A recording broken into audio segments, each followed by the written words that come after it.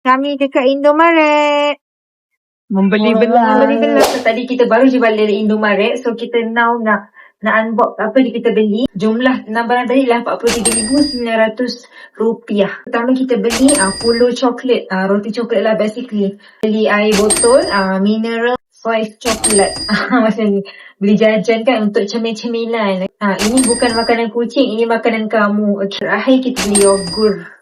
Apa tak logiknya untuk 6 barang tadi total harga tak sampai pun RM10 Malaysia. So inilah yang kita nak kaitkan dengan kenaikan harga emas. Untuk pengetahuan tuan-puan, tahun lepas kenaikan harga emas dekat Malaysia dalam masa setahun dalam lebih kurang lebih 30%. Tapi dekat Indonesia kenaikan harga emas melebihi 50%. So maksudnya bila kenaikan harga emas ni besar, ini menunjukkan betapa duit mata wang Indonesia semakin melemah sebab dimakan inflasi. So that's why Robert Kiyosaki pernah cakap savers are losers. So siapa yang simpan duit kertas banyak ni sebenarnya terdedah kepada inflasi. Pakar-pakar kewangan ada suggest untuk kita alihkan at least 10 ke 30% simpanan kita ke dalam bentuk emas yang kalis inflasi. Yang belum tahu dekat Public Gold, tuan-puan boleh mulakan tabungan emas serendah RM100 saja melalui akaun emas Gap. Even dekat Indonesia pun Public Gold dah ada beberapa cabang. Dan rakyat-rakyat Indonesia pun boleh juga mula simpan emas melalui akun POA. So macam mana caranya? Tuan boleh daftar saja percuma,